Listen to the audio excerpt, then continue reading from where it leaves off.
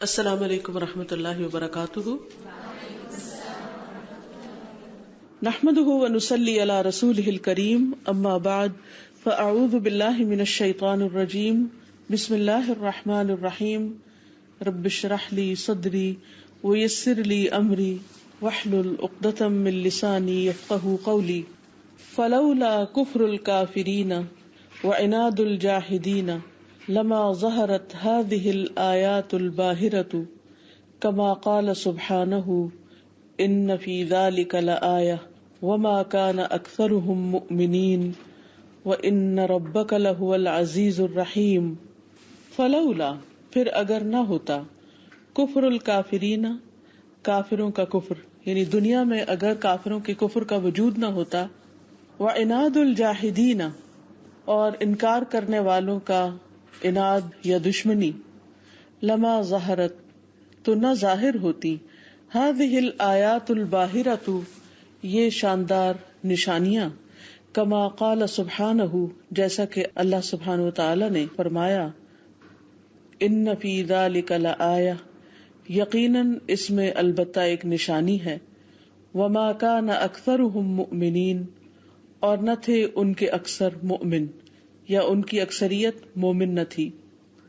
وَإِنَّ رَبَّكَ لَهُوَ الْعَزِيزُ الرَّحِيمُ اور بے شک رب تیرا البتہ وہی زبردست ہے، رحم فرمانے والا ہے یا غالب رحم فرمانے. میں یہ سوال پیدا ہوتا ہے کہ اللہ سبحانہ وتعالیٰ اگر ہر چیز پر قادر ہے تو پھر وہ کیوں ایسا نہیں کرتا کہ جو لوگ اس کا انکار کرتے ہیں یا اس کو مانتے نہیں یا جو حق سے یا دین کی بات سے یا اللہ کی بات سے دشمنی رکھتے ہیں، ان کو پکڑ کیوں نہیں لیتا، ان کو سزا کیوں نہیں دیتا، ان کو ختم کیوں نہیں کر دیتا.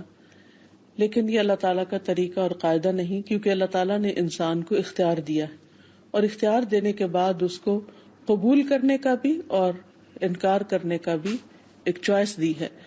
اور اگر چوائس دی ہے تو پھر اس کا بھی حق ہونا چاہیے کہ انسان اس چوائس کو استعمال کر سکے. اور پھر یہ بات بھی ہے کہ اس میں ایک نشانی بھی ہے، اور وہ نشانی کیا ہے؟ اصل میں یہ بات پیچھے سے چلی آ رہی ہے کہ مختلف قوموں میں جب پیغمبر بھیجے گئے اور انہوں نے انکار کیا تو اس انکار کے بعد انہیں ایک وقت تک تو مہلت دی گئی، انہیں اختیار دیا گیا، انہیں آزادی دی گئی، رخصت دی گئی، لیکن ایک وقت کے بعد پھر ان کی پکڑ ہو گئی. اور پھر پکڑ کس طرح ہوئی؟ جیسے نوح علیہ السلام کی قوم پر طوفان آیا اور ان کو غرق کیا گیا. تو یہ ایک نشانی تھی اس میں کہ کس طرح اللہ تعالیٰ کی طاقت اور قدرت کام کرتی ہے. اللہ تعالیٰ نے ہر ایک کو انکار کا، نافرمانی کا وقت اور مہلت تو دی ہے، لیکن وہ ان لمیٹڈ نہیں ہے، ہمیشہ کے لیے نہیں ہے. اس کا ایک وقت مقرر ہے اور اس کے بعد وہ اختیار ختم ہو جاتا ہے. اور پھر جب اللہ تعالیٰ کی قدرت اور طاقت کے کرشمے نظر آتے ہیں تو وہ بھی انسان کو حیران کر دیتے ہیں. جس طرح طوفان کا آنا، یعنی بارش تو ہوتی ہے لیکن اتنی زیادہ بارش کا آنا کہ ایک قوم پوری کی پوری ڈوب جائے، یا یہ کہ زمین کے اندر سے پانی کا ابلنے لگنا، اور پھر اس کے بعد اتنا زیادہ پانی ہو جانا کہ پہاڑوں کی چوٹیوں تک پہنچ جائے، اور پھر اس میں وہ کشتی جو تیار کی گئی باقاعدہ اس سے نجات کے لیے، وہ کس طرح پہاڑ کی چوٹی تک پہنچ جائے اور پھر وہ صدیوں تک اس چوٹی پر پڑی رہے. اور پھر بعد کے لوگ جیسے آج کے لوگوں نے اس کو ڈسکور کر لیا ہے. تو یہ پورا ایک معجزہ ہے، ایک علامت ہے، ایک نشانی ہے. تو یہ نشانی جو ہے یہ ہم سب کے سامنے ہے، اور ماننے والوں کے لیے اس میں ایک بہت بڑا سبق بھی ہے اور آئندہ کے لوگوں کے لیے عبرت بھی ہے. اسی طرح قوم عاد کا ہوا کے ساتھ تباہ کر دیا جانا، وآیۃ الریح فی قوم عاد، اور سمود کا ایک چیخ کے ساتھ ہلاک کیا جانا، یہ سب بھی اللہ تعالیٰ کی نشانیاں ہیں. اور اسی لیے اللہ تعالیٰ یہاں فرماتے ہیں ان فی ذلک لآیہ وما کان اکثرهم مؤمنین. تو اس میں بھی ایک حکمت تھی، یعنی کفر کرنا اگرچہ بری چیز ہے، اللہ کا انکار کرنا، اللہ کی نافرمانی کرنا، لیکن انکار کرنے کے بعد نتیجہ کیا ہوتا ہے، آخرت میں کیسی پکڑ ہوگی، اس کو اللہ تعالیٰ نے ایک چھوٹی شکل میں دنیا میں بھی دکھا دیا. تو اس میں بھی ایک حکمت ہے، اس میں بھی ایک نشانی ہے. اور اللہ تعالیٰ خود فرماتے ہیں کہ ان میں سے اکثر ماننے والے نہ تھے، اور بے شک آپ کا رب وہ زبردست بھی ہے، رحم کرنے والا بھی ہے. یعنی جو اس کی بات نہیں مانتا اس کو پکڑ بھی سکتا ہے، اور جو غلطی کر کے اعتراف کر لیتا ہے یا اس کی بات مانتا ہے، اس پر وہ اپنی رحمت بھی بھیجتا ہے۔ وَمِنْهَا أَنَّ خَلْقَ الْأَسْبَابِ الْمُتَقَابِلَةِ، اور اس کی حکمتوں میں سے، نشانیوں میں سے، أَنَّ خَلْقَ الْأَسْبَابِ الْمُتَقَابِلَةِ، بے شک پیدائش متقابل یعنی اپوزٹ اسباب کی، التي يقهر بعضها بعضا، وہ جو ان میں سے بعض پر غالب آ جاتے ہیں، ويكسر بعضها بعضا، اور ان میں سے بعض کا توڑ کر دیتے ہیں۔ هو من شأن الربوبیۃ القاہرۃ، یہ اللہ سبحانہ وتعالی کی غالب ربوبیت کی شان میں سے ہے کہ کس طرح اللہ تعالیٰ ایک چیز کو بناتا ہے اور پھر اس کے لیے اسباب بھی پیدا کرتا ہے، اور پھر ایک چیز بالکل اس کے اپوزٹ ہوتی ہے اور پھر اس کے لیے بھی اسباب پیدا کرتا ہے، اور پھر ایک چیز دوسرے پر غالب آ جاتی ہے۔ مثلاً اللہ تعالیٰ نے لکڑی کو پیدا کیا اور لکڑی کے اندر جلنے کی صلاحیت رکھی۔ جب ہم آگ لگاتے ہیں تو جو آگ لگنے کے اسباب ہیں وہ کام کرتے ہیں اور لکڑی کو آگ لگ جاتی، لیکن دوسری طرف اللہ تعالیٰ نے پانی بھی بنایا ہے۔ جب اس لکڑی کے اوپر یا آگ کے اوپر ہم پانی ڈالتے ہیں تو پھر کیا ہوتا ہے کہ وہ آگ بجھ جاتی ہے۔ اب ایک چیز دوسری چیز کے اوپر غالب آ گئی۔ اسی طرح باقی جگہوں پر بھی مختلف چیزوں پر ہمیں مختلف اسباب نظر آتے ہیں۔ مثلا زمین کے اندر پودوں کو پیدا کرنے کی صلاحیت رکھی ہے، لیکن اس کے بعد کیا ہوتا ہے کہ ایک خاص حد تک وہ پودے بڑھتے ہیں اور پھر سخت دھوپ پڑتی ہے یا ہوائیں چلتی ہیں یا موسم بدل جاتا ہے تو اس کے بعد دوسرے اسباب پیدا ہو جاتے ہیں جو پہلے اسباب کے اوپر غالب آ جاتے ہیں۔ تو یہ بھی اللہ کی قدرت کی ایک نشانی ہے۔ یعنی اگر پودے کے لیے پانی چاہیے، یعنی اس کو بڑھنے پنپنے کے لیے، تو بعض اوقات اسی پانی کی کثرت اس کو خراب بھی کر دیتی ہے۔ بل قدرت نافذتی، اور اللہ تعالیٰ کی نافذ ہونے والی قدرت اس میں نظر آتی ہے۔ والحکمت التامتی، اور اس کی مکمل حکمت۔ والملک الکامل، اور اس کی مکمل حکومت یا اس کے کمپلیٹ جو پوزیشن ہے ہر چیز کی۔ والرب سبحانہ کامل فی نفسہ، اور رب سبحانہ و تعالی اپنی ذات میں کامل ہے۔ ولو لم یخلق هذه الاسباب، اگرچہ وہ ان اسباب کو پیدا نہ بھی کرے، یعنی یہ نہیں کہ اللہ تعالیٰ کو آگ بجھانے کے لیے پانی کی ضرورت ہے، اللہ تعالیٰ تو آگ کو پانی کے بغیر بھی بجھا سکتا ہے۔ جیسے ابراہیم علیہ السلام کے لیے اللہ تعالیٰ کے حکم پر آگ کیا بن گئی، گل و گلزار بن گئی، ٹھنڈی ہو گئی۔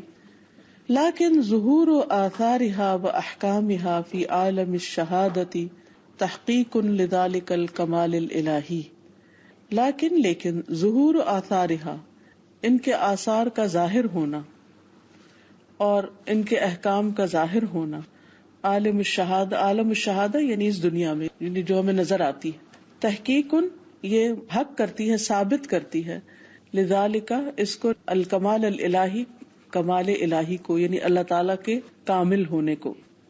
فالعبودیۃ والآیات والعجائب التی ترتبت علی خلقہ ما لا يحبہ ولا یرداہ وتقدیرہ ومشیئتہ احب الیہ سبحانہ وتعالی من فواتہا وتعطیلہا بتعطیل اسبابہا۔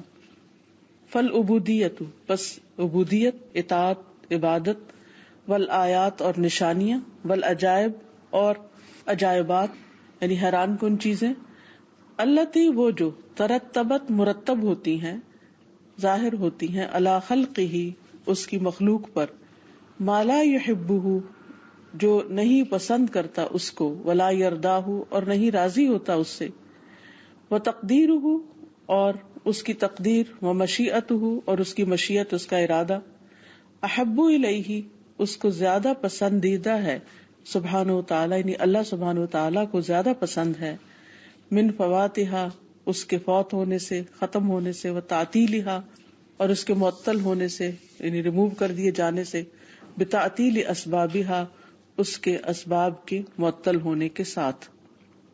یعنی اللہ سبحانہ وتعالی کیا چاہتا ہے کہ وہ اس دنیا کا نظام اسباب کے ذریعے چلائے، حالانکہ اللہ تعالیٰ کو اسباب کی ضرورت نہیں۔ فَإِن قِيلَ هَلْ يُمْكِنُ حُصُولُ تِلْكَ الْحِكَمْ بِدُونَ هَذِهِ الْأَسْبَابِ، پھر اگر کہا جائے کہ کیا ممکن ہے کہ حاصل ہوں یہ حکمتیں ان اسباب کے بغیر ہی، قیل ھذا محال، تو کہا جائے گا کہ یہ ناممکن ہے. محال کا مطلب امپاسبل. وہو سؤال باطل، اور یہ ایک باطل یعنی ناحق سوال ہے. اذ هو فرض وجود الملزوم بدون لازمه کفرض وجود الابن بدون الاب، کہ کسی ملزوم کے وجود کا ہونا بغیر اس کے لازم کے ایسے ہی ہے جیسے بیٹے کا ہونا باپ کے بغیر، یعنی اگر اسباب نہ ہو تو پھر یہ اس طرح چیزیں نظر آتی ہیں. والکتابۃ بدون کاتب، اور لکھائی کا لکھنے والے کے بغیر ہونا. والحرکۃ بدون متحرک، اور کسی چیز کا حرکت کرنا اس کے حرکت دینے والے کے بغیر. والتوبۃ بدون تائب، اور توبہ کا ہونا توبہ کرنے والے کے بغیر. یعنی اللہ تعالیٰ نے ہر چیز کو اسباب کے پردے میں پیدا کیا ہے، ہر چیز کے لیے اسباب رکھے ہیں.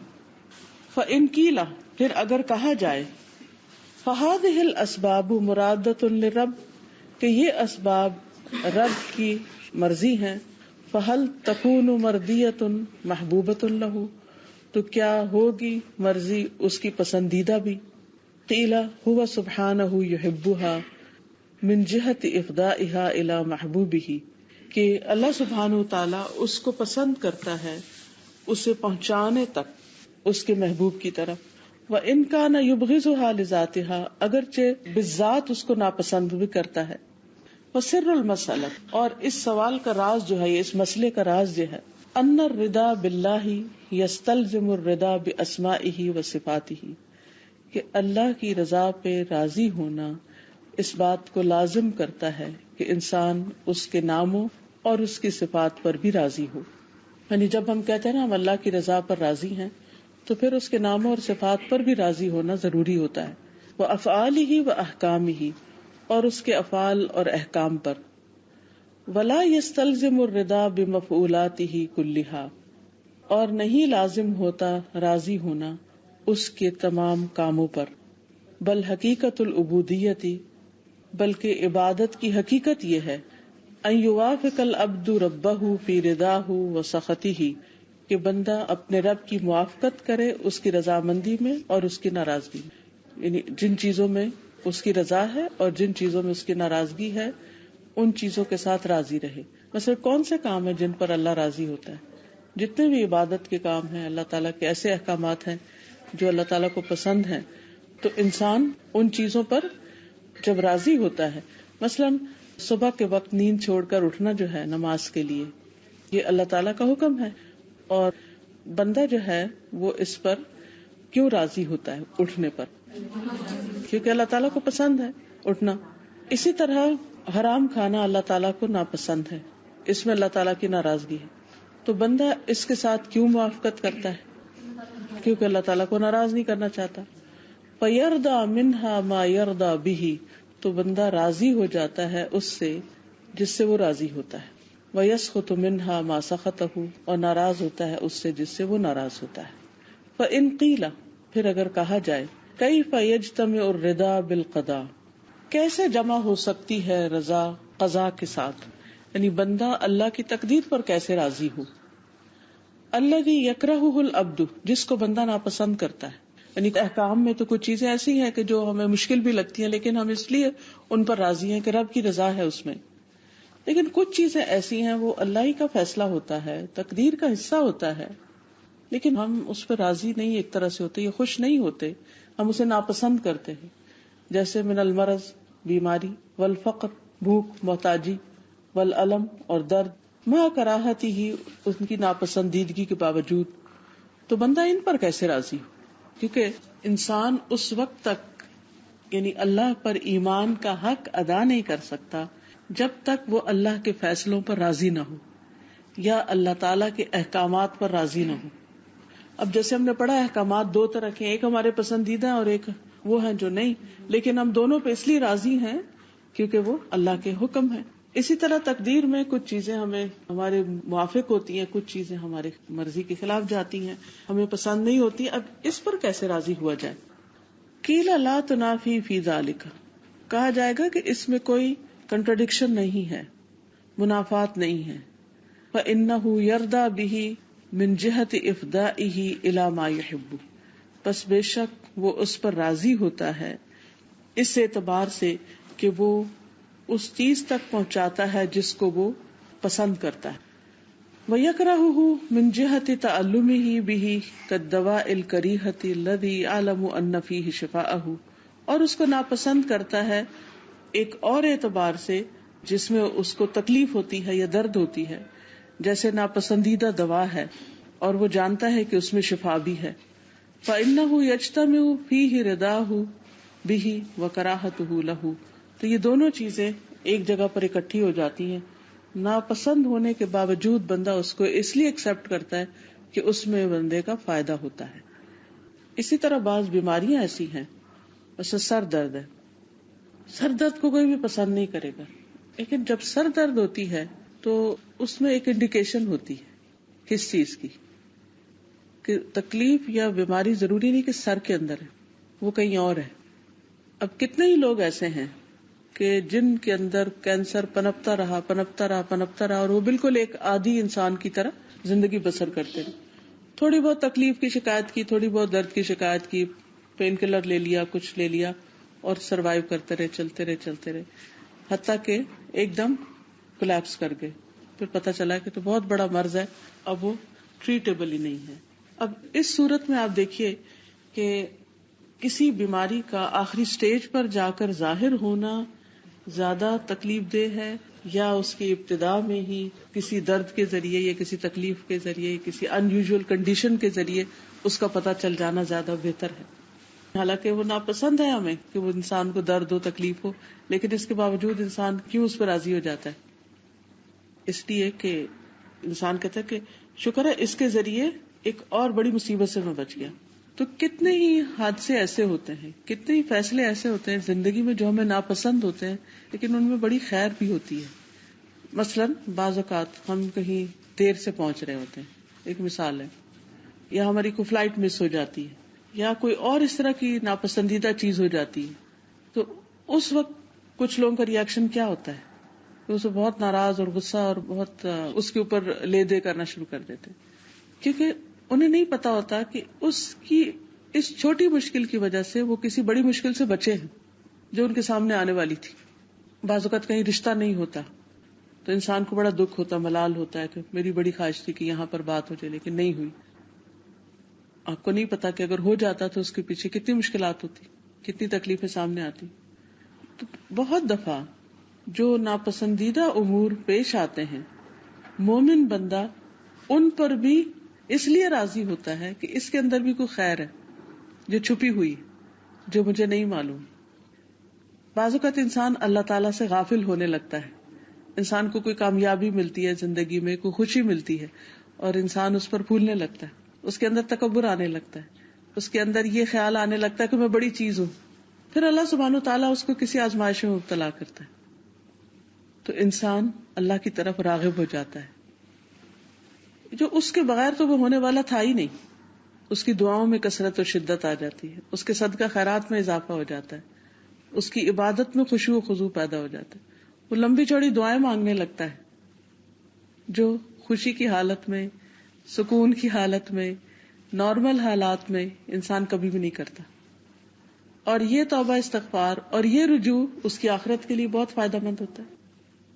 یا بعض اوقات ان دعاؤں کی وجہ سے اس کے لیے آنے والی کچھ مشکلات ٹل رہی ہوتی جو اس سے بھی بڑی ہوتی. اس لیے اللہ تعالیٰ کے ہر فیصلے میں، ہر کام میں حکمت ہے. یہ الگ بات ہے کہ ہم ان حکمتوں کو نہ سمجھنے والے ہوں. فَإِن قِيلَ، پھر اگر کہا جائے كَيْفَ يَرْضَىٰ لِعَبْدِهِ شَيْئًا، کیسے وہ راضی ہو سکتا ہے بندے کے لیے کسی چیز پر، وَلَا يُعِينُهُ عَلَيْهِ، اور وہ نہیں مدد کرتا اس کی اس پر. قیل، کہا جائے گا لأن اعانته علیہ، کہ بے شک اس پر اس کی مدد قد تستلزم، لازم کر دیتی ہے، فوات محبوب لہ اعظم من حصول تلک الطاعات، فوت ہونے کو، ختم ہو جانے کو اس چیز کے جو اس کو محبوب ہوتی وہ زیادہ بڑی ہوتی ہے اس طاعت کے حصول سے. التی رضیہا لہ، وہ جس پر اس کے لیے راضی ہوتا ہے. وقد یکون وقوع تلک الطاعۃ منہ، اور بعض اوقات ایسا بھی ہوتا ہے کہ اس اطاعت کا واقع ہونا یتضمن مفسدۃ یکرہ الیہ سبحانہ من محبتہ لتلک الطاعۃ کما قال سبحانہ. یتضمن جس میں شامل ہوتے ہیں، موجود ہوتے ہیں، مفسدۃ کچھ بگاڑ کی چیزیں، یہ اکرہ الیہ جو اس کو زیادہ ناپسند ہوتی ہیں، یعنی اللہ سبحانہ تعالیٰ کو، من محبت ہی اس کی پسندیدگی سے، لتلک الطاعۃ اس اطاعت کی، کما قال سبحانہ جیسے اللہ تعالیٰ کا فرمان ہے. یعنی بعض اوقات انسان حج کرنا چاہتا ہے یا کوئی اور ایسی بڑی نیکی کا کام کرنا چاہتا ہے، لیکن اس کو موقع نہیں ملتا، کر نہیں پاتا. تو انسان سوچتا ہے کہ میری تو نیت بہت اچھی ہے اور میں تو ایک اچھا کام کرنا چاہتا ہوں، پھر مجھے موقع کیوں نہیں مل رہا. اس میں بھی کوئی حکمت ہوتی، کیونکہ اس کام کے کر لینے کے اندر کوئی ایسا شر ہوتا ہے، کوئی ایسی خرابی ہوتی ہے، یعنی اس بظاہر نیکی کے کام کے اندر بھی کوئی ایسی خرابی ہو سکتی ہے کہ اس کا نہ کرنا ہی بہتر. مثلاً ایک شخص ہے جو عام چھوٹی موٹی نیکیاں کرتا رہتا ہے، وہ اپنی نیکیوں کو سنبھالتا ہے، لیکن کبھی زندگی میں وہ بہت بڑا کام کر جاتا ہے، جیسے حج کر لیتا ہے، تو اس کے بعد اس کے دل میں کیا آ سکتا ہے کہ میں بڑا نیک ہو گیا ہوں، میں تو بہت اچھا ہو گیا ہوں. اب یہ جو ریاکاری ہے، یا یہ جو شہرت کی تمنا ہے، یا یہ جو خواہش ہے، یہ اس بندے کے حق میں تو بہت بڑا نقصان ہے نا، جس نے بظاہر ایک نیکی کا کام کیا. جیسے کوئی شخص چاہتا ہے کہ ایک مسجد بنوائے مثلا، اور بہت شاندار بنائے، ایسی مسجد جو کسی نے نہ بنائی ہو، بظاہر تو بڑا اچھا ہے، لگتا ہے کہ وہ تو اتنی بڑی دین کی خدمت کرنے لگ گیا جو اس سے پہلے کبھی کسی نے کی ہی نہیں.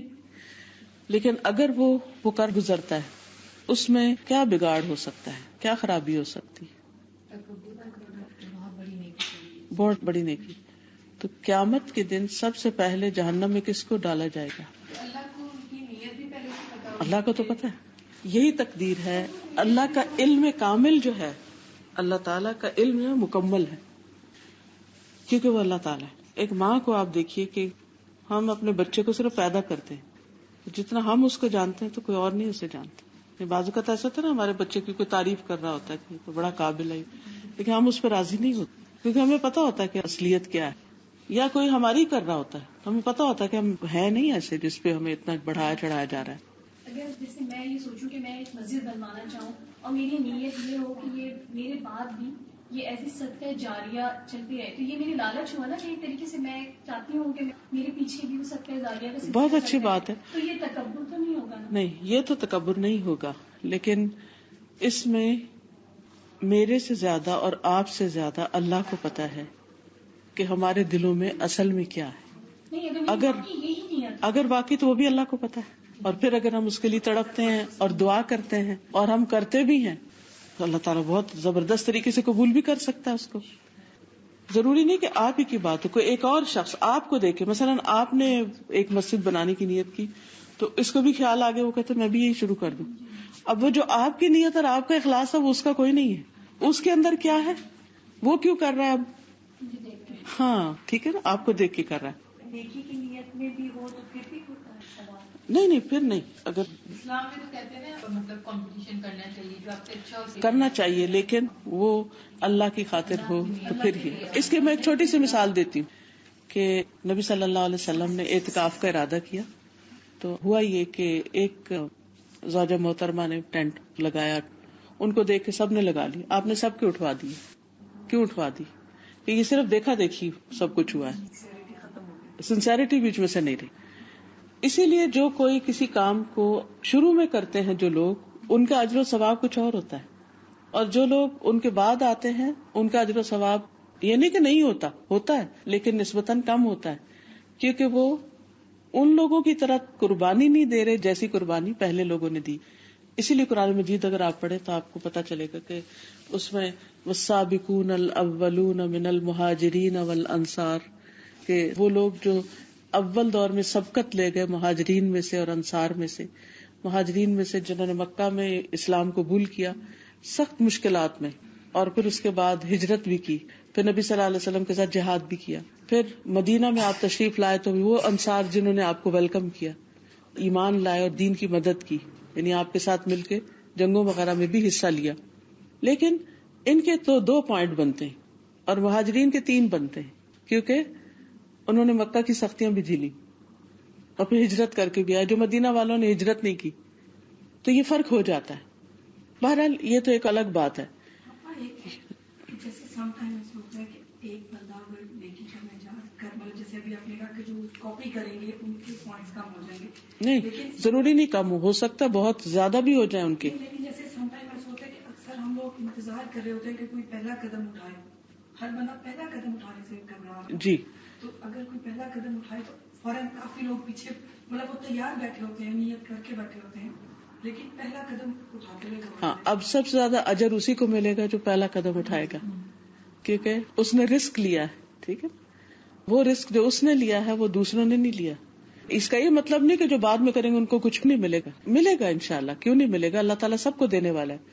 یہاں ایک خاص کیفیت کی طرف اشارہ کیا جا رہا ہے کہ کبھی اگر زندگی میں کوئی اچھا کام کرنا چاہیں اور کر نہ پائیں, بعض لوگ کہتے ہیں میرا دل تو کرتا میں تہجد پڑھوں, لیکن مجھے پتہ نہیں کیا پڑھے نہیں جاتے, یا میں پکی نمازی ہو جاؤں, میں ارادہ بھی کرتی ہوں, لیکن تو اس میں انسان کو اپنے ارادے کو بھی کنگالنا چاہیے, اس کے اندر بھی خلوص دیکھنا چاہیے کہ ارادہ کتنا سچا ہے, پھر کوشش کو بھی دیکھنا چاہیے, اور پھر نتیجے کو بھی دیکھنا چاہیے کہ اس کے بعد نتیجہ کیا ہوگا.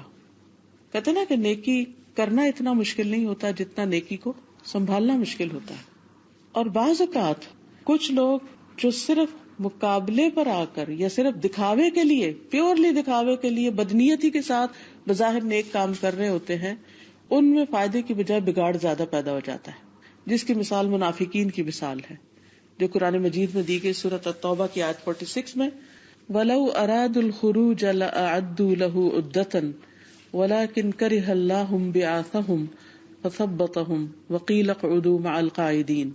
وَلَوْ أَرَادُوا الْخُرُوجَ, اور اگر وہ ارادہ کرتے نکلنے کا, یعنی جنگ کے لیے نکلنے کا, لَأَعَدُّوا لَهُ عُدَّةً, تو اس کے لیے تیاری کرتے, وَلَكِنْ لیکن كَرِهَ اللَّهُ بِعَاثَهُمْ, اللہ نے ان کا اٹھنا ہی ناپسند کیا, اللہ تعالیٰ کو پسند ہی نہیں تھا کہ یہ لوگ اس کے دین کی خدمت کریں.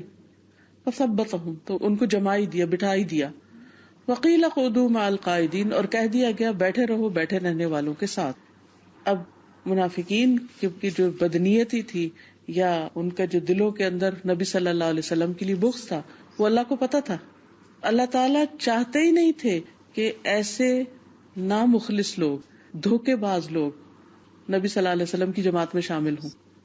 اللہ تعالیٰ پھر خود ہی فرماتے ہیں لو خرجوا فیکم, اور اگر وہ تم میں نکلتے بھی, تمہارے ساتھ چلتے بھی, ما زادوکم الا خبالا, تو وہ فساد کے سوا کسی چیز میں اضافہ نہ کرتے, وہ راستے میں بھی طرح طرح کی مشکلات کھڑی کرتے. ولا اودعوا خلالکم, اور تمہارے درمیان اپنے گھوڑے دوڑاتے. یبغونکم الفتنہ, تم میں فتنے تلاش کرتے. وفیکم سماعون لہم, اور تمہارے اندر ایسے لوگ ہیں جو ابھی ان کی باتیں سنتے ہیں, ان کی باتوں میں آ جاتے ہیں. بھائی 300 لوگوں کو لے کے واپس آ گئے جب وہ جنگ کے لیے نکل رہے تھے, اور کچھ بہانے کر لیے کہ ہماری بات نہیں مانی گئی, ہم نے کہا تھا کہ شہر کے اندر جنگ کی جائے, تم لوگ شہر سے باہر جا رہے ہو, ہم تمہارا ساتھ نہیں دے سکتے. اس کے بعد بھی جب کبھی جنگ ہوئی تو انہوں نے کچھ نہ کچھ گڑبڑ کی.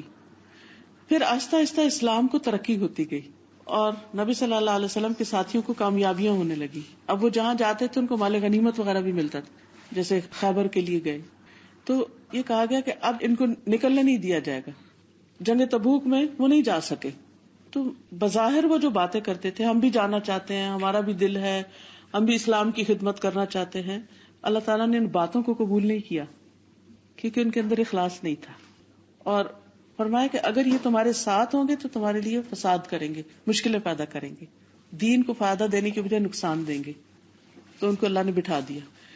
اب مثال تو منافقین کی ہے, لیکن باقی سب انسانوں کے لیے, مومنوں کے لیے اس میں ایک بہت بڑا سبق ہے کہ جب کبھی کسی کام ہم ارادہ کریں اور ہو نہ پائے تو اس پر بھی ہمیں استغفار کرنی چاہیے کہ یا اللہ پاک, کہیں میرے اندر کوئی کمی تھی, میرے جذبے میں کوئی کمی تھی, میرے اخلاص میں کوئی کمی تھی, میری نیت میں کوئی خرابی تھی, میرے طریقے میں کوئی کمی تھی تو میں پیچھے کیوں رہ گئی. یہی حال تھا ان مومنوں کا جو صرف سستی کے مارے پیچھے رہ گئے تھے. تو جب نبی صلی اللہ علیہ وسلم واپس آئے تو انہوں نے اپنے آپ کو ستون سے باندھ دیا تھا کہ جب تک ہماری توبہ قبول نہیں ہوگی ہم کچھ کھائیں پیئیں گے نہیں, کیونکہ وہ سچے تھے اپنی بات میں. اور جو منافقین تھے وہ طرح طرح کے بہانے کرنے لگ گئے آ کے, یہ وجہ ہو گئی, وہ وجہ ہو گئی, بچے بیمار تھے, فلاں تھا فلاں تھا. تو ہمیشہ ہم سب کو یہ یاد رکھنے کی ضرورت ہے کہ اللہ سبحانہ وتعالی ہمارے دلوں کے حال اور راز اور نیتیں اور ارادے یہ سب کچھ جانتا ہے.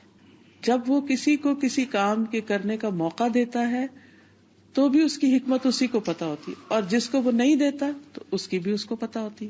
یہ تو نیکی کا معاملہ ہے. اب پیورلی دنیاوی معاملات میں آ جائیں. کسی کو اللہ تعالیٰ اولاد دیتا ہے, کسی کو نہیں دیتا.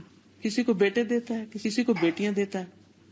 کسی کو اچھی جاب مل جاتی, کسی کے پاس قابلیت ہوتی بھی اس کو جاب نہیں ملتی. کتنی چیزیں ایسی ہوتی ہیں کہ جو ہمارے نقطہ نظر سے ٹھیک نہیں ہو رہی, ایسا نہیں, ایسا ہونا چاہیے تھا. لیکن اللہ تعالیٰ کو حکمت پتا ہوتی ہے کہ اگر اس بندی کو بیٹا دیا تو وہ اس کے لیے بڑی مصیبت کا باعث بنے گا. جیسے سورۃ کہف اگر آپ نے آج پڑھی ہو تو اس میں جو واقعات آتے ہیں, حضرت موسیٰ اور خضر علیہ السلام جب گئے تھے تو انہوں نے ایک بچے کو مار دیا تھا. تو موسیٰ علیہ السلام سے چپ نہیں رہا گیا. انہوں نے کہا یہ کیا کیا, لقد جئت شیئا نکرا, شدید ناپسندیدہ کام کر دیا آپ نے, ایک معصوم جان کو آپ نے مار دیا. تو انہوں نے کیا وجہ بتائی تھی, اگر یہ زندہ رہا تو یہ ماں باپ کے لیے بڑی مصیبت بنے گا. تو ہمیں بعض اوقات نہیں پتا ہوتا کہ جس چیز سے ہمیں شدید محبت ہے وہ ہمارے لیے کتنی بڑی مصیبت بننے والی. کوئی جاب ہم چاہتے ہیں, اگر وہ ہمیں مل جائے تو ہمارے لیے پتہ نہیں کن پریشانیوں کا ذریعہ بنے. تو یہ ساری باتوں کا خلاصہ یہ ہے کہ مومن اپنی کسی بھی ناکامی اور کسی بھی محرومی کا بلیم اور الزام اللہ کو نہیں دیتا. وہ اللہ تعالیٰ کے بارے میں بدگمانی نہیں کرتا. وہ یہی سمجھتا ہے کہ میرے رب نے میرے ساتھ بہت بڑا احسان کیا ہے, اس کے ہر فیصلے میں خیر, میں اس کے فیصلوں پر راضی. یہی وہ لفظ ہے جو ہم کہتے ہیں رضیت باللہ ربا, میں اللہ کے رب ہونے پر راضی. والطاعت اور اطاعت جو ہوتی ہے, فرما برداری, ہی موافقت الامر, یہ اللہ کے حکم کی موافقت ہے کہ اللہ نے حکم دیا اور اس کو کر لیا ہم نے. لا موافقت القدری, تقدیر کی موافقت نہیں ہوتی. یہ بات بھی سمجھنے کی, کیونکہ بعض لوگ نماز نہیں پڑھتے, کہتے ہیں اگر ہماری تقدیر میں لکھا ہوتا تو ہم پڑھ لیتے. تو یہی کہہ رہے ہیں کہ اصل میں اطاعت جو ہے, مثلا نماز کا پڑھنا جو ہے, یہ اللہ کا حکم ماننا ہے, اس کا تقدیر سے تعلق نہیں ہے. وَلَوْ كَانَتْ مُوَافَقَةُ الْقَدْرِ طَاعَةً لِلَّهِ لَكَانَ إِبْلِيسُ مِنْ أَعْظَمِ الْمُطِيعِينَ لِلَّهِ. اگر یہ تقدیر کی موافقت ہوتی, یعنی اللہ کی اطاعت کرنا, تو ابلیس سب سے بڑا فرما بردار ہوتا, کیونکہ اس نے بھی تو کہا تھا نا, کیونکہ تو نے مجھے سجدے کا حکم دیا, اگر تو مجھے سجدے کا حکم نہ دیتا تو میں یہ نافرمانی نہ کرتا. وہ آیت ہے فَبِمَا أَغْوَيْتَنِي, کیونکہ تو نے مجھے گمراہ کیا. وہ اللہ تعالیٰ کو الزام دیتا ہے کہ تو نے مجھے حکم دیا کہ آدم کو سجدہ کرو جو سجدے کے لائق نہیں تھا, اور میں نے سجدہ نہیں کیا تو مجھ سے یہ قصور ہوا, تو اس سے میرا قصور نہیں ہے. فَبِمَا أَغْوَيْتَنِي, تیرا قصور ہے. تو یہ شیطانی راستہ ہوتا ہے, غلطی خود کرنا اور الزام اللہ تعالیٰ کو دینا, کمزوری اپنی, محنت خود نہ کرنا اور ذمہ اللہ کے ڈال دینا. وَكَانَ قَوْمُ نُوحٍ وَعَادٍ وَثَمُودَ وَقَوْمِ لُوط, اور قوم نوح اور عاد اور سمود اور قوم لوط, وقوم فرعون اور قوم فرعون, کلهم مطیعین للہ, وہ سب کے سب پھر اللہ کے فرما بردار قرار پاتے. فیکون قد عذبہم اشد العذاب علی طاعتہ, تو یہ ہوتا کہ اس نے ان کو شدید ترین عذاب دیا اپنی اطاعت پر. وانتقم منہم لاجلہا, اور ان سے اس کی خاطر انتقام لیا. وہذا غایۃ الجہل باللہ واسمائہ وصفاتہ وافعالہ, اور یہ انتہا درجے کی جہالت ہے اللہ کے بارے میں, اس کے ناموں کے بارے میں, اس کی صفات اور اس کے کاموں کے بارے میں. یعنی جو ایسا کہتا ہے وہ دراصل پھر نہ اللہ کو پہچانتا ہے, نہ اس کے ناموں کو, اس کی صفات کو, اور اس کے افعال کو, اور اس کی حکمتوں کو وہ جانتا ہی نہیں, وہ خود جاہل ہے. واللہ حکیم علیم, اور اللہ حکمت والا ہے, علم والا ہے. فقد جعل فی خلق من یکفر بہ ویشرک بہ ویعادیہ من الحکم الباہرۃ والآیات الظاہرۃ, ما لم یکن یحصل بدونہ. اللہ تعالیٰ علم والا، حکمت والا ہے. اس نے اپنی مخلوق میں ایسے لوگ پیدا کیے جو اس کا انکار کرتے ہیں، اس کے ساتھ شریک کرتے ہیں، اس کے حکموں سے اور اس سے عداوت رکھتے ہیں، یعنی اللہ تعالیٰ کے ساتھ دشمنی رکھتے ہیں. یہ اللہ تعالیٰ کی حکمتوں میں سے ہے کہ اللہ نے انسان کو آزادی دی اور اس نے آزادی استعمال کر کے اللہ تعالیٰ کی نافرمانی کی. تو اس میں بھی اللہ کی حکمت ہے. اللہ تعالیٰ چاہتے تو ہمیں بھی ستاروں سیاروں کی طرح پیدا کر دیتے اور ہم بھی صرف اطاعت کرتے، ہم کوئی نافرمانی نہ کرتے. لیکن اللہ تعالیٰ کا بندوں کو اختیار دینا حکمت پر مبنی تھا. وہ یہ دیکھنا چاہتا تھا کہ ان میں سے کون اپنی خوشی کے ساتھ اللہ کی طرف آتا ہے اور کون نہیں آتا. اللہ تعالیٰ نے انسان کو نہ کھلم کھلی چھٹی دی اور نہ پوری طرح مجبور کر دیا، بلکہ آزادی اور اختیار دیا. تو اس میں بڑی بڑی ظاہر نشانیاں ہیں جو اس کے بغیر حاصل ہو نہیں سکتی تھی. فلولا کفر قوم نوح، اگر قوم نوح کا کفر نہ ہوتا، یعنی ان کو انکار کی اجازت ہی نہ ہوتی، لما ظہرت آیت الطوفان، تو طوفان کی نشانی ظاہر نہ ہوتی. التی اغرق اللہ بها الکفار والظالمین، کہ اللہ تعالیٰ نے جس کے ذریعے کفار اور ظالموں کو غرق کر دیا. ولولا کفر عاد، اگر قوم عاد کا کفر نہ ہوتا، لما ظہرت آیت الریح العقیم، تو بانجھ کر دینے والی ہوا کی نشانی ظاہر نہ ہوتی. التی دمرت ما مرت علیہ، وہ جس نے ہر اس چیز کو تباہ کر دیا جس پر سے وہ گزر گئی، یعنی جس سے بھی ہوا گزری اس کو برباد کرتی گئی. ولولا کفر قوم صالح، اگر قوم صالح کا کفر نہ ہوتا، لما ظہرت آیت اہلاکہم بالصیحۃ، تو نہ ظاہر ہوتی نشانی ان کے ہلاک کرنے کی چیخ کے ساتھ. ولولا کفر فرعون وقومہ، اور اگر فرعون اور اس کی قوم کا کفر نہ ہوتا، لما ظہرت تلک الآیات والعجائب التي تتحدث بها الامم امتا بعد امت، اگر قوم فرعون اور اس کی قوم کا کفر نہ ہوتا تو وہ آیات یا نشانیاں اور عجیب و غریب چیزیں جن کے بارے میں مختلف امتیں ایک کے بعد ایک باتیں کرتی ہیں، ان کا ذکر کرتی ہیں، وہ ظاہر ہی نہ ہوتی. وَاهْتَدَى بِهَا مَنْ شَاءَ اللَّهُ مِنْ عِبَادِهِ، اور ہدایت پائی ان نشانیوں کے ذریعے اللہ کے بندوں میں سے جو بھی اس نے چاہا.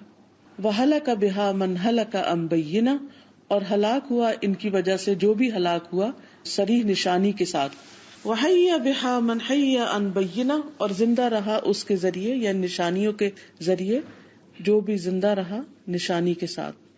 وَظَهَرَ بِهَا فَضْلُ اللَّهِ وَعَدْلُهُ، اور اس کے ساتھ اللہ کا فضل اور عدل ظاہر ہو گیا. وَقُدْرَتُهُ وَحِكْمَتُهُ، اور اس کی قدرت اور حکمت. وَآيَاتُ رُسُلِهِ، اور اس کے رسولوں کی نشانیاں. وَلَوْلَا مَجِيءُ الْمُشْرِكِينَ يَوْمَ بَدْرٍ بِقُوَّةِ السِّلَاحِ، اور اگر نہ آتے مشرکین بدر کے دن اسلحے کی قوت کے ساتھ. وَكَثْرَةِ الرِّجَالِ، اور لوگوں کی کثرت کے ساتھ. وَالْكِبْرِ وَالْبَطْرِ، اور تکبر اور اترانے کے ساتھ. لما حصلت تلک الآیات العظیمۃ من النصر، تو نہ حاصل ہوتی یہ عظیم نشانیاں اللہ تعالیٰ کی مدد کی. ونزول الملائکہ، اور فرشتوں کا نازل ہونا. والتی ترتب علیہا من الایمان والہدی والخیر، اور وہ جس پر مرتب ہوئی یا جس کے بعد حاصل ہوا ایمان اور ہدایت اور خیر اور بھلائی.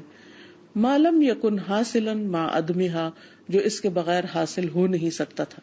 وکم حصل بها من الہدی والایمان، اور اس نشانی کے ذریعے کتنے ہی لوگوں کو ہدایت اور ایمان نصیب ہوا.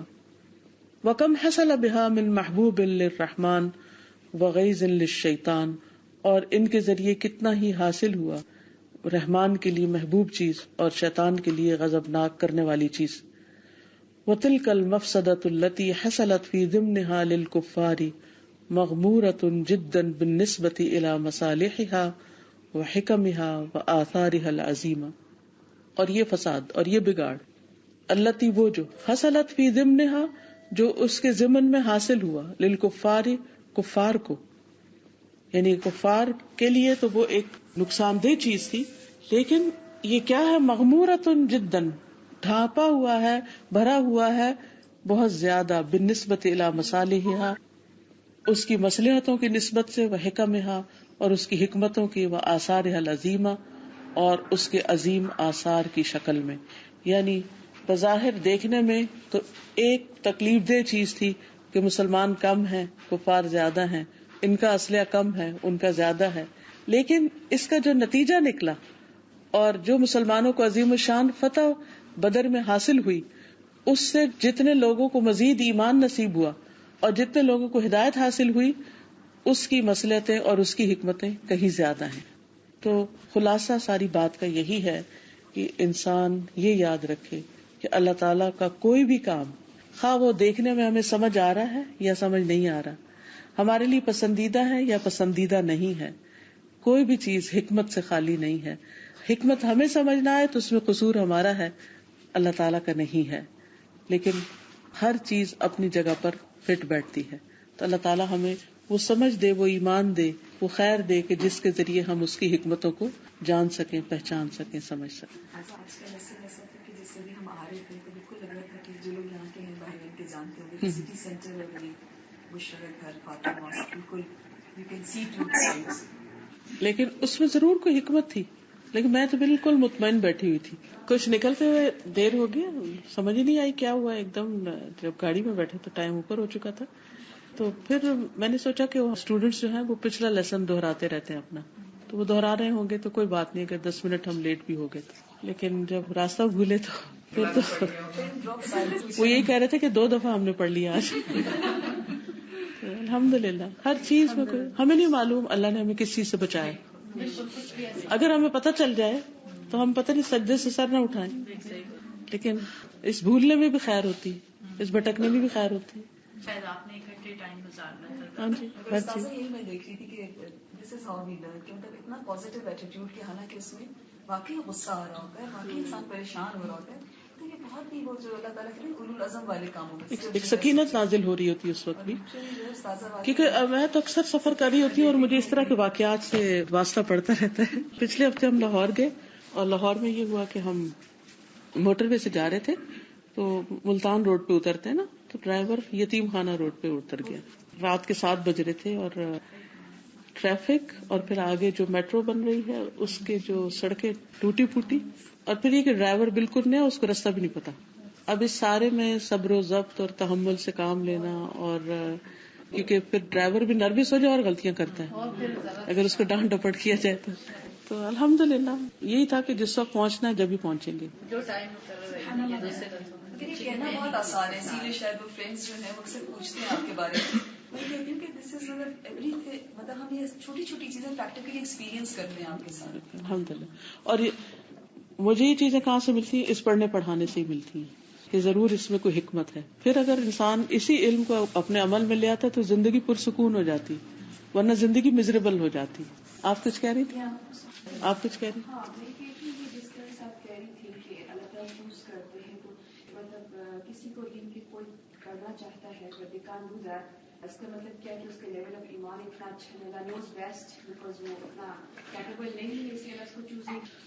اصل وجہ تو کسی بھی چیز کے ہونے یا نہ ہونے کی اللہ ہی کو پتا ہوتی، لیکن جب وہ چیز ہمارے اوپر آ رہی ہو تو ہمیں اپنے آپ کو اینالائز کرنا چاہیے کہ کیا وجہ ہے، کہ ایسا کیوں نہیں ہو رہا، کیا میرے میں کوئی کمی ہے، یا وسائل کم ہیں، یا ابھی رائٹ ٹائم نہیں ہے اس چیز کا، یا یہ کہ میں اتنی محنت کر کے اس کو ضائع کر دینے والی ہوں، یعنی کہ حقیقت کیا ہے.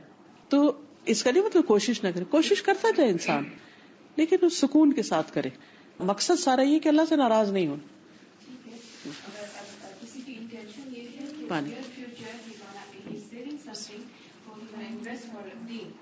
ٹھیک ہے، اللہ take away that thing what she is preparing for that, the wealth for example, and then what he or she would think کہ کیا وہ مطلب اس کے لیے کیا اللہ ڈریم چوز کی وہ ہر اس کے لیے اس کو چوز نہیں کیا اس کام کے لیے، مطلب اس کی قسمت میں نہیں ہے اچھا انسان بننا، یا کیا فار ایگزامپل میں نے سیو کیا کچھ، مثلاً آپ نے کچھ پیسے سیو کیے کہ میں صدقہ کروں گی، لیکن کیا ہوا، future I want to do Umrah, Hajj, if I don't have money I save some wealth, some gold, anything.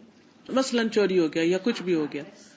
اب آپ کی نیت جو ہے اس کا اجر آپ کو مل گیا، عمرے کا بھی مل گیا اور جانے کا بھی جو نقصان ہے اس پہ صبر وہ بھی مل گیا. آپ چاہتے ہیں اجر، آپ چاہتے ہیں اللہ کا قرب، اور آپ نے اس کے لیے راستہ نکالا کہ میں اس راستے سے جاؤں. اللہ نے آپ کے لیے ایک اور راستہ رکھا ہوا ہے اور وہ زیادہ بڑے اجر کا ہے. ٹھیک ہے. اس کی بھی حدیث میں ہمیں مثال ملتی ہے. ایک شخص نے ارادہ کیا کہ میں آج رات اندھیرے میں صدقہ کروں گا جو کسی کو بھی پتہ نہ چلے اور کسی غریب کو دوں گا. جب وہ صدقہ لے کے گھر سے نکلا تو کسی چور کے ہاتھ اس کا صدقہ لگ گیا. جب صبح ہوئی تو پتہ چلا کہ آج رات چور کو کسی نے صدقہ دیا. تو بہت اپسیٹ ہوا کہ میں تو غریب کے لیے صدقہ لے کے جا رہا تھا, چور کے لیے تو نہیں. پھر دوسرے دن ایک اور بری عورت کے ہاتھ دے دیا, تیسرے دن اسی طرح کسی اور کو دے دیا. تینوں دن وہ مسلسل کوشش کرتا رہا کہ میں بیسٹ جگہ پر اپنا صدقہ دوں, لیکن وہ بیسٹ جگہ جانے کی بجائے ورسٹ جگہوں پر جاتا رہا. تو اس کو بتایا یہ گیا کہ شاید اس صدقے کی وجہ سے چور چوری چھوڑ دے, زنا کرنے والی عورت زنا چھوڑ دے. ریاض الصالحین میں یہ حدیث موجود ہے.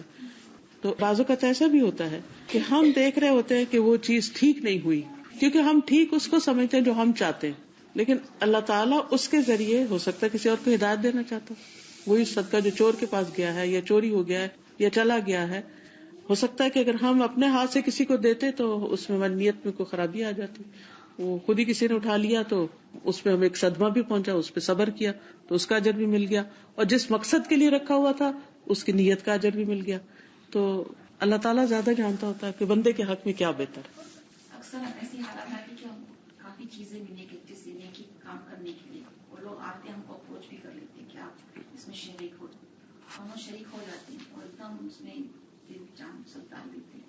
لیکن پھر ایک بات آتی ہے کہ وسوسہ یہ ہوتے جو بھی ہے کہ یہ ہم کوئی کام اس سے جیسا ہوتا ہے مفسدہ زیادہ ہوتا ہے اس میں, لیکن ظاہری کام بہت اچھا ہے لیکن اندر سے وہی مبتلا ہو رہی ہے کہ یہ میں خوش نہیں ہوں. تو اس ٹائم میں مجھے وہ چیز چھوڑنا جائز ہے یا پھر میں اس پہ چلوں؟ اگر تو صرف شیطان کا وسوسہ ہے تو انسان کو یعنی جب تک کوئی واضح دلیل نہ ہو. اگر مجھے لگ رہا ہے کہ جس ہم ٹیم ورک کرتے ہیں تو اکثر لوگ کی الگ الگ تھنکنگ الگ ہوتی ہے. جیسے میں بولی میرے نزدیک جیسے وہ اس طرف نہیں جا رہے جو اہل سنت اور جماعت کی طرف, لیکن کام ان کا اچھا ہے لیکن وہ ہوتا ہے دل کا یہ نہیں ہو رہا ہے, اطمینان نہیں ہو رہا. اطمینان نہیں ہو رہا ہے. اگر دل کا اطمینان نہ ہو اور اس سے بہتر کوئی جگہ ہو تو آپ وہاں کر سکتے ہیں. تقدیر کے بارے میں آج جیسے ہم قدر تقدیر کا پریکٹیشن اس میں میل کی آیات ہیں کہ جس کے لیے اللہ تعالیٰ کچھ لوگوں کے لیے جنت آسان کر دیتے ہیں اور کچھ لوگوں کے لیے جہنم, اور اللہ تعالیٰ کو پتہ ہے کہ کس کے لیے کیا چیز آسان کی جا رہی ہے. مطلب جنت والوں کے لیے جنت آسان کی جاتی ہے اور اس کا تو اس کے لیے ہمیں اللہ تعالیٰ جیسا آپ کہیں کہ اللہ تعالیٰ کے پاس کلی علم ہے تو اللہ تعالیٰ کو پتہ ہے کون جنت ہے اور کون نہیں. اس کے لیے ہمیں اپنے لیے دعا کرنی چاہیے. ہمیں دعا کرنی چاہیے کہ اللہ تعالیٰ اگر ہم نہیں ان میں سے تو ہمیں کر دے جنت والوں میں سے اور ہمیں توفیق دے, کیونکہ دعا کی چوائس بھی ہے, نیکی کی چوائس بھی ہے اور اچھے گمان کی چوائس بھی ہے. الٹیمیٹلی تو اختیار اللہ کے پاس ہے, انسان تو کوشش ہی کر سکتا کرتے رہنا. یہ چیز جو ہے اصل میں اللہ کا ڈر پیدا کرتی ہے. جہاں ایمان میں لذت آتی ہے وہاں اللہ کا ڈر بھی پیدا ہوتا ہے. انسان کے اندر حقیقی معنوں میں عاجزی اور بندگی کا شعور پیدا ہوتا ہے. جیسے سورۃ قیامہ میں اللہ تعالیٰ فرماتے ہیں بل الانسان علی نفسہ بصیرہ, کہ انسان بے شک اپنے نفس پہ بصیرت رکھنے والا ہے.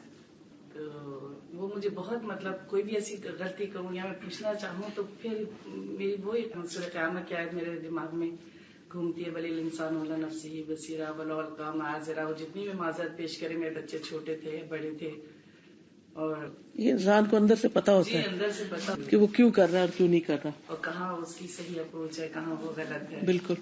جی آپ جیسے بات ہو رہی تھی کافی ہمیں بھی دیر ہوئی راستے میں اور الحمدللہ, لیکن اس میں بھی مصلحت تھی کہ ہسبینڈ کو صحیح ٹائم پہ چلے گا, جمعہ بھی مل گیا الحمدللہ.